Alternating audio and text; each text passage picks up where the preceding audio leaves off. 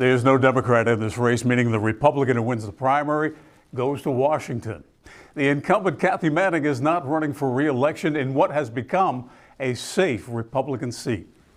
6 Republicans are in this race, including former 6th District Congressman Mark Walker. You're in a crowded field, and I'm wondering, how do you stand out?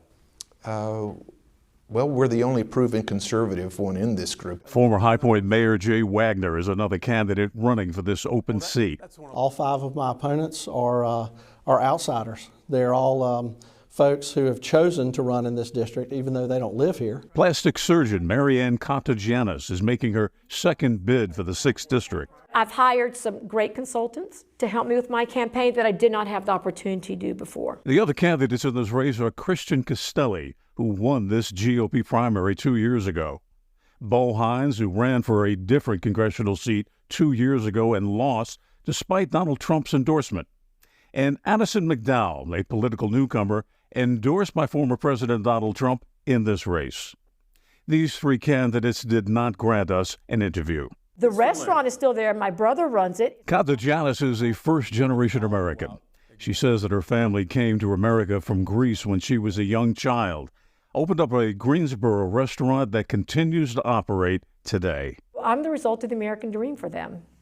You know, they came to America so that they and their family could have a better experience and a better life, and they've been able to accomplish that. Jay Wagner is an attorney and former 2-term mayor of High Point. Why do you want this job? I think there was a time in America where Republicans and Democrats generally agreed on the basics of the country, the basics of the Constitution. I don't believe we live in that country anymore. Mark Walker spent 6 years in Congress, but says he didn't start out as a politician. I worked in sales and finance for about 5 years, and then I did something I swore I would never do, follow my dad's footsteps as a pastor. All 3 candidates we interviewed say they want to cut federal spending.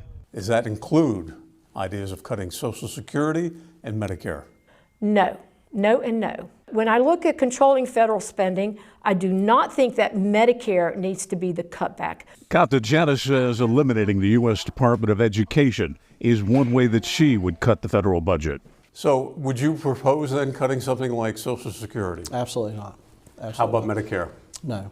Wagner says he wants to reform Social Security, raising the retirement age for current workers. What would you do to help save money? I think it's something that the 2 parties are going to have to look at and try to come together on.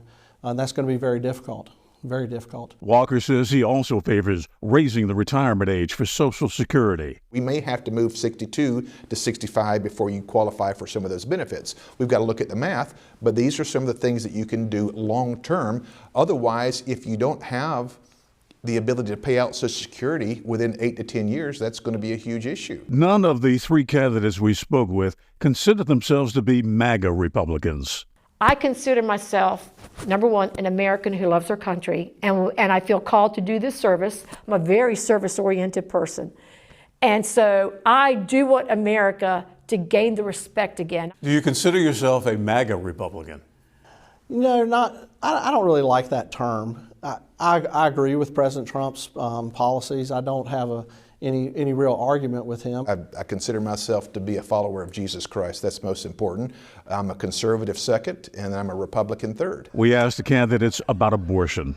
Would you support a ban on abortion in America? I would not support a total ban on abortion.